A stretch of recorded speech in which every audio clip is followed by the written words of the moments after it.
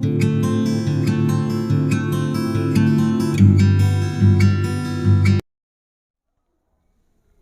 Friends, welcome to Vikas classes.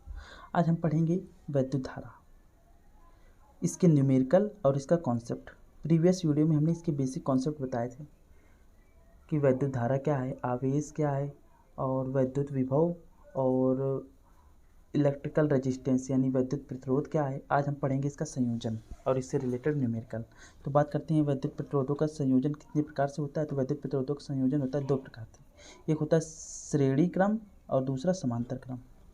श्रेणी क्रम संयोजन और दूसरा होता है समांतर क्रम संयोजन। समांतर क्रम संयोजन। तो श्रेणी क्रम संयोजन क्या होता है, जब वन आफ्टर वन रेजिस्टेंस लगे हुए हों, एक के पीछे एक रेजिस्टेंस इस तरह से लगे हों, इसे बोलते हैं श्रेणी क्रम संयोजन। जैसे ये R1 R2 R3 है और यहाँ पे एक सेल लगा देती हैं। ये जो बड़ा वाला टर्मिनल इसे प्लस मान लेंगे और छोटा वाला माइनस मान लेंगे। तो यहाँ पे इसे मान लेते हैं कि जो प्लस वाला है इसका विभव ज़्यादा है, इसका वोल्टेज ज़्यादा है और माइनस वाले का पोटेंशियल कम है। तो हमेशा वैद्युत धारा उच्च प्रतिरोध से निम्न प्रतिरोध की तरफ बहती है, इस तरह से ऐसे बहेगी आई। तो यहाँ पे जो धारा यहाँ से इधर इसमें जाएगी वही धारा इसमें भी जाएगी। हम कह सकते हैं कि श्रेणी क्रम संयोजन वो संयोजन होता है जिसमें वैद्युत धारा सभी प्रतिरोधों में समान हो। तो उन सभी प्रतिरोधों को कहते हैं कि ये श्रेणी क्रम में लगे हुए हैं। जैसे कि यहाँ पे जैसे इनका विभव क्या होता है, श्रेणी क्रम संयोजन की अगर बात करते हैं तो इनका विभव जो होता है, विभव यानी potential drop in each resistors are different, यानी विभव अलग अलग होता है, विभव अलग अलग होता है। और साथ में इसमें फर्स्ट पॉइंट ये, सेकंड पॉइंट है इसमें धारा समान रहती है, इसमें धारा समान रहती है। जैसे अगर जो मान लिया जाए कि ये 2 ओम है, ये 3 ओम है और ये 4 ओम है, तो इनका जो तुल्य प्रतिरोध होगा, इक्विवेलेंट रेजिस्टेंस होगा, वो इनको सभी को अलग अलग जोड़ देंगे, उसके बराबर हो जाएगा। अब जैसे कि अगर इसकी प्रूविंग की बात करें तो होता है, वैसे फार्मूला एक होता है ओम के नियम से V बराबर I/R। तो यहाँ पर इसमें जो वोल्टेज V होगा बैटरी का, उन सभी का अलग अलग, इसका वोल्टेज V1, इसका V2, इसका V3। तो V क्या होगा, V1 plus V2 plus V3 होगा। तो V बराबर क्या होता है I/R। तो R1 लिख देंगे, टोटल करंट I है तो I/R। ये मान लिया कि इसका इक्विवेलेंट रेजिस्टेंस, इसका तुल्य प्रतिरोध R इक्विवेलेंट REQ है। तो REQ बराबर हो जाएगा V1 में कितना इसमें इस रेजिस्टेंस का वोल्टेज कितना होगा I/R1, इसका I/R2, इसका I/R3, क्योंकि धारा सभी में समान बह रही है। तो I/R इक्विवेलेंट क्या हो जाएगा, I कॉमन लेंगे, R1 plus R2 plus R3। तो I से I कट जाएगा तो R इक्विवेलेंट हो जाएगा R1 plus R2 plus R3। इस तरह से हम कह सकते हैं कि ये हो जाएगा। अब इसमें एक कॉन्सेप्ट ये है कि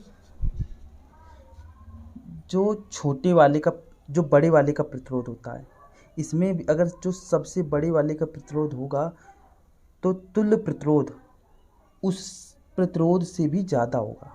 कहने का मतलब है कि अगर ये जैसे इसका 1 ओम है, इसको 2 ओम, इसको 3 ओम मान लेते हैं, तो इसका जो तुल्य प्रतिरोध हो जाएगा तो कितना होगा, 1 प्लस 2 प्लस 3 ओम, तो कितना हो जाएगा 3 2 5 1 6 ओम। तो यानी बड़ा वाला प्रतिरोध कितना था, 3 ओम। तो तुल्य प्रतिरोध इससे भी ज़्यादा आया। अब बात करते हैं समांतर क्रम संयोजन की।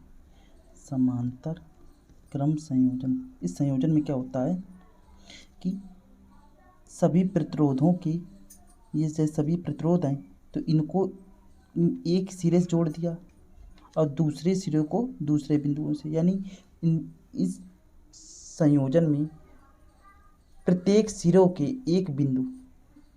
के पहले बिंदु एक सिरे से तथा दूसरा सिरा दूसरे बिंदुओं से जुड़ा होता है। इस तरह से संयोजन को बोलते हैं श्रेणी क्रम संयोजन। जैसे इसके प्रतिरोध R1 R2 R3 है। तो यहाँ पे जैसे मान लिया जाए कि ये बैटरी लगी हुई है, तो ये प्लस वाला ये माइनस वाला, तो यहाँ से धारा जाएगी। तो धारा को अब गुजरने के 3 मार्ग हैं, धारा को गुजरने के अब 3 मार्ग हैं। यहाँ मान लिया I1 चली गई, यहाँ I2 चली गई और यहाँ पे I3 चली गई। तो हम कह सकते हैं जो टोटल करंट होगा वो इन सभी में बढ़ जाएगा, यानी I1 plus I2 plus I3 में बढ़ जाएगा। तो एक ऐसा संयोजन जिसमें धारा बट जाती है या धारा अलग अलग हो जाती है, ऐसे संयोजन को बोलते हैं समांतर क्रम संयोजन। तो इस संयोजन में क्या होता है, वैसे फार्मूला क्या होता है, ओम के नियम से V बराबर I इंटू आर होता है, या हम कह सकते हैं I बराबर V अपॉन आर। इसका तुल्य प्रतिरोध मान लिया कि R इक्विवेलेंट है, तो यहाँ पे I क्या हो जाएगा, V अपॉन आर इक्विवेलेंट। और इसमें क्या होता है, वोल्टेज V समान रहता है, V समान रहता है यानी वोल्टेज समान रहता है। इसको ऐसे समझ सकते हैं कि जैसे कि मान लिया जाए एक पाइप है, पाइप से पानी बह रहा है, तो अगर पाइप को की कई मार्ग हो जाएं, तो यहाँ से अगर पानी बहेगा तो जो दबाव इस बिंदु पर होगा वही दबाव इन सभी पर होगा। इस तरह से मान सकते हैं कि वोल्टेज को एज्यूम कर सकते हैं कि ये एक तरह से प्रेशर है, पानी का दबाव है, और जो पानी बह रहा है इसको मान सकते हैं करंट है। तो यहाँ पे धारा गुजरने के 3 मार्ग हैं, तो तीनों मार्ग में वोल्टेज समान रहेगा। तो हम कह सकते हैं V बराबर इसका भी वोल्टेज V, इसका भी वोल्टेज V, इसका भी वोल्टेज V, तो I बराबर क्या होता है, V अपॉन आर इक्विवेलेंट। अब इन तीनों को हटा के हमने एक अलग रेजिस्टेंस लगा दिया जिसको बोलते हैं R इक्विवेलेंट यानी तुल्य प्रतिरोध। वो हो जाएगा I बराबर V अपॉन इसका रेजिस्टेंस है R1, तो V upon R1 plus V upon R2 plus V upon R3। तो यहाँ से V कॉमन लेंगे, यहाँ V कॉमन लेंगे तो 1 upon R1 plus 1 upon R2 plus 1 upon R3, V से V कट जाएगा तो 1 अपॉन R इक्विवेलेंट हो जाएगा 1 upon R1 plus 1 upon R2 plus 1 upon R3। जैसे कि एक एग्जांपल लेते हैं, जैसे ये दो प्रतिरोध हैं, ये समांतर क्रम में है। देखिए जैसे मान लिया जाए कि ये 6 ओम है और ये मान लो 8 ओम है, तो इनका जो तुल्य प्रतिरोध हो जाएगा 1 अपॉन आर इक्विवेलेंट हो जाएगा 1 अपॉन R1 यानी 6 प्लस 1 अपॉन R2 यानी 8, 1 अपॉन 8।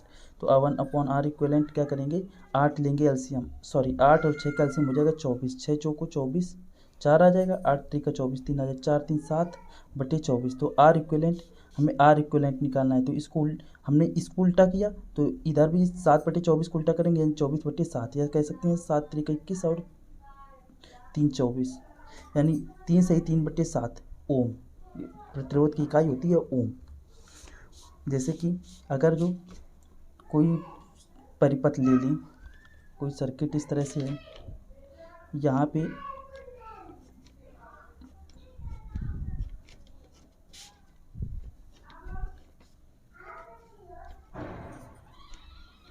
इस तरह ये प्लस और माइनस, यहाँ मान लिया कि यहाँ पे 2 ओम है, ये 4 ओम है और ये 6 ओम है, इस तरह से।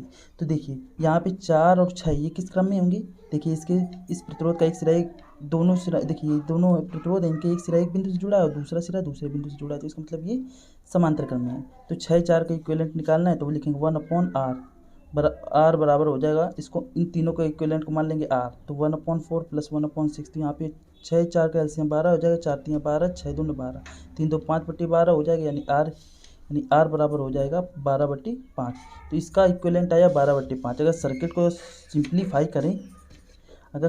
सिंप्लीफाई करें तो हम कह सकते हैं इस सभी ये 4 और 6 हैं, तो इनको हटा करके इसकी जगह पे हम कोई दूसरा लगा सकते हैं परिपथ जिसका प्रतिरोध है 12 बटे 5। तो यहाँ पे इस पूरे को हटा देंगे, अगर जो इस पूरे को हटा करके कोई दूसरा 6 4 का इक्विवेलेंट कितना है 12 बटे 5, तो इसकी जगह 12 बटे 5 लगा देंगे। तो हम इसको ऐसे लिखेंगे, इसको सिंप्लीफाई कर सकते हैं।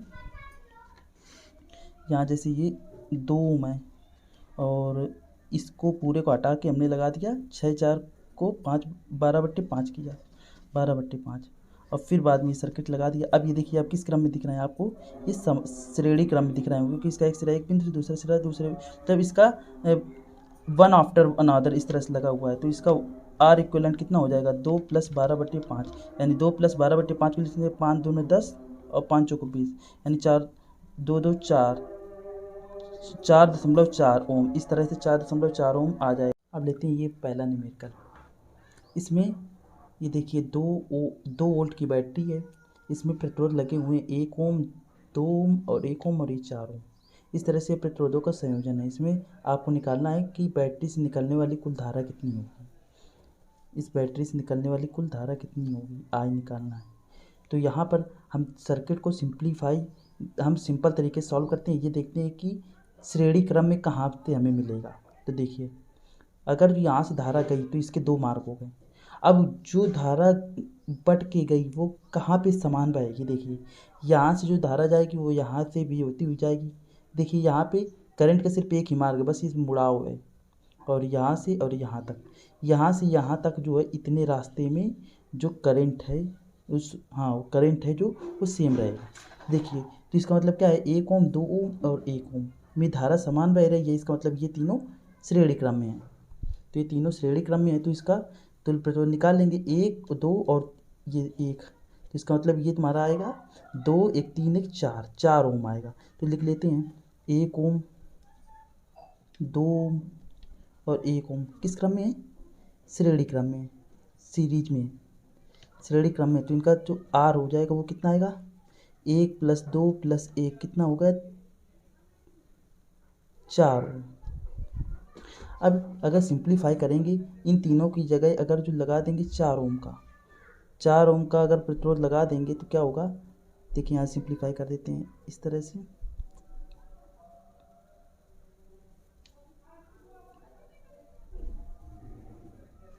देखिए 4 ओम है, और यहाँ पे इन तीनों को हटा करके एक प्रतिरोध लगा रहे हैं जिसका तुल्य प्रतिरोध है 4 ओम। इस तरह से 4 ओम लगा दिया।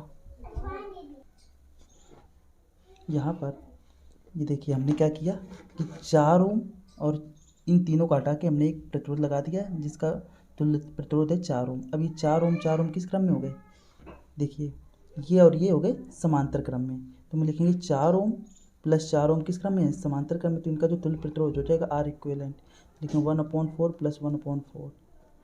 हमें अगर कुल धारा निकालनी होती है तो उससे पहले हम निकालते हैं तुल्य प्रतिरोध। इस परिपथ का इक्विवेलेंट रेजिस्टेंस कितना होगा। जब रेजिस्टेंस आ जाता है तो हम क्या करते हैं, उस वोल्टेज में रेजिस्टेंस का डिवाइड कर देते हैं, तो आ जाएगा कुल धारा। तो यहाँ पे R इक्विवेलेंट आ जाएगा। देखिए, इसको जब सॉल्व करेंगे तो 4 आ जाएगा, ऊपर 1 1 2 हो जाएगा, 2 1 2 2 2 4, यानी R इक्विवेलेंट हो जाएगा 2। ये 2 ओम आ गया। अब हमें निकालनी है करंट यानी I = V/R होता है, V/R इक्विवेलेंट। V क्या है, बैटरी का 2/2, तो ये आ जाएगा 1 ओम। 1 ओम हो जाएगी कुल धारा। अब लेते हैं नेक्स्ट क्वेश्चन। इसमें निकालना है तुल्य प्रतिरोध निकालना है और परिपथ की कुल धारा निकालनी है। तो तुल्य प्रतिरोध सबसे पहले कैसे निकालेंगे, देखिए ये जो तीनों हैं किस क्रम में है, समांतर क्रम में। देखिए, अगर यहाँ से धारा जाएगी तो इसके लिए इसके 3 मार्ग हो गए, जहाँ से 3 मार्ग हो गए तो इसका मतलब वो समांतर क्रम में है। तो एक ये लिखेंगे 3 ओम 3 ओम 3 ओम समांतर क्रम में। तो लिखेंगे 1/R = 1/3 + 1/3 + 1/3। तो ये हो जाएगा, एलसीएम ले लेंगे तो 3/3 हो जाएगा, जो आएगा 1। तो R बराबर हो जाएगा 1 को उल्टा 1 होता है, यानी R इक्विवेलेंट आ गया, R बराबर आ गया 1 ओम। अब ये इसकी जगह पे अगर प्रतिरोध इसको हटा करके एक दूसरा प्रतिरोध लगा दिया जाए जो 1 ओम है, तो ये 2 ओम और 1 ओम उस किस क्रम में हो जाएंगे, श्रेणी क्रम में हो जाएंगे। तो हम लिखेंगे कि R इक्विवेलेंट क्या हो जाएगा, ये 2 ओम और उसके साथ ये तीनों को हटा के 1 ओम लगा देंगे, तो ये हो जाएगा श्रेणी क्रम में। तो 2 ओम + 1 ओम किस क्रम में हो गया, श्रेणी क्रम में। 2 1 3 ओम हो गया। अब लेते हैं नेक्स्ट क्वेश्चन। यहाँ पे हमें निकालना है तो परिपथ का तुल्य प्रतिरोध निकालना है, बैटरी से निकलने वाली धारा निकालनी है, यानी सेल से निकलने वाली धारा निकालनी है, और ए बी के बीच तुल्य प्रतिरोध निकालना है। तो इसको कैसे सॉल्व करेंगे, देखिए यहाँ से अगर जो करंट जाएगा तो इस करंट यहाँ तक तो समान रहेगा, यहाँ भी समान रहेगा, बस यहाँ से इसके 2 मार्ग हो गए। तो इसके 2 मार्ग हो गए, इसका मतलब 6 ओम और 2 ओम किस क्रम में हो गए, समांतर क्रम में हो गए, क्योंकि यहाँ पे धारा बढ़ गई। तो 6 ओम और 2 ओम लिखेंगे, ये 2 ओम और 6 ओम समांतर क्रम में है, पैरेलल में। तो लिखेंगे 1/R = 1/2 + 1/6। तो एलसीएम ले लेंगे, 6 एलसीएम ले लेंगे, 2 3 6 6 कम 6, तो ये आएगा 4/6, यानी R बराबर हो गया 6/4। तो 6/4 हो गया, यानी इसको ले सकते हैं 3/2 यानी 1.5। तो इसको हटा करके हम अगर 1.5 का रेजिस्टेंस लगा देंगे तो उसका भी वही प्रतिरोध हो जाएगा जो इन दोनों को मिलाने पर है। तो ये एक 5 ओम और ये 1.5 ओम तब किस में हो जाएंगे, श्रेणी क्रम में हो जाएंगे। तो लिखेंगे अतः आर इक्विवेलेंट कितने किस हो जाएंगे 5 ओम, और लिख देंगे 5 ओम और ये 1.5 ओम श्रेणी क्रम में, इसलिए तुल्य प्रतिरोध हो जाएगा इन दोनों का योगफल। तो लिखेंगे आर इक्विवेलेंट हो जाएगा आपका 6.5, ये 6.5 आ जाएगा। अब बैटरी से निकलने वाली धारा निकाल लेते हैं। तो देखिए सेल कितने वोल्टेज का है। तो यहाँ पे अगर जो मान इसमें सेल हम ऐसे एक एग्जाम्पल वाइज लिया है तो हम इसको मान लेंगे कि जो सेल है वो 13 वोल्ट का है, इस तरह से मान लेंगे। तो यहाँ पे जो करंट आई बराबर क्या होगा V/R। तो V की वैल्यू कितनी है 13/6.5। तो ये पॉइंट से ये 0 हट गया, तो लिखेंगे 65 दूना 30, ये 2 एम्पियर करंट आ गया। करंट की इकाई एम्पियर होती है। अब ए बी के बीच निकालना है पोटेंशियल ड्रॉप यानी वोल्टेज या विभव पतन निकालना है। तो इसके लिए हम क्या करेंगे, अगर जो हमें यहाँ से I1 पता चल जाए, तो I1 अगर पता चल जाए तो यहाँ पे इसका जो वोल्टेज होगा वही इसका वोल्टेज होगा, क्योंकि ये समांतर क्रम में विभव समान रहता है। तो V इसके लिए I1 निकाल लें। तो इसके लिए हम करेंगे देखिए जो इसका वोल्टेज होगा 2 में वही वोल्टेज 6 ओम में होगा। तो यानी V2 बराबर V6 लिख लेंगे। इसमें I1 धारा बह रही है, I1 इंटू V2 की वैल्यू कितनी है, V2 की वैल्यू है 1.5, V2 की वैल्यू 2 ओम है, बराबर यहाँ V6 में 6 I2 बह रहा, I2 इंटू 6 इसको लिख लेंगे। तो यानी I1/I2 की वैल्यू कितनी हो गई 6/2, यानी इसको लिख सकते हैं 3/1, 3/1 धारा है। यानी जो क्योंकि यहाँ से करंट I समान रहेगा, अब जो I है वो 2 भागों में बट गया, यानी I बराबर हम लिख सकते हैं I बराबर I1 plus I2। I total I कितना है, टोटल I है 2 ampere, 2 ampere is equal to I1 into I2। अब ये देखिए 2 एम्पियर ही, ये I1 I2 का रेशियो कितना है 3:1, I1 I2 का अनुपात है 3:1। तो जो 2 एम्पियर है उसको 3:2 में बांट देते हैं, तो इसका अनुपातिक गुणांक मान लेते हैं x। तो I1 में हो जाएगा 3x और I2 में 1x, इस तरह से। लेकिन 3x 4x बराबर 2, 4x बराबर 2, तो x बराबर कितना हो जाएगा 1/2। तो 1/2 यानी I1 की वैल्यू आ गई, I1 की वैल्यू आ गई, I2 की वैल्यू आ गई x, I2 की वैल्यू आ गई है मेरी x, I2 या I2 1 था यानी 1x, यानी I2 में जो करंट है वो 1/2 एम्पियर करंट है। बस I1 निकाल लो या I2 निकाल दो, उसका रेजिस्टेंस के साथ गुणा कर दो तो आ जाएगा विभव पतन, यानी VAB कितना हो जाएगा 1/2 इंटू 6। तो ये आ जाएगा 3 वोल्ट आ जाएगा AB के बीच। अब नेक्स्ट वीडियो में हम आगे की क्वेश्चंस और कॉन्सेप्ट डिस्कस करेंगे। Thank you.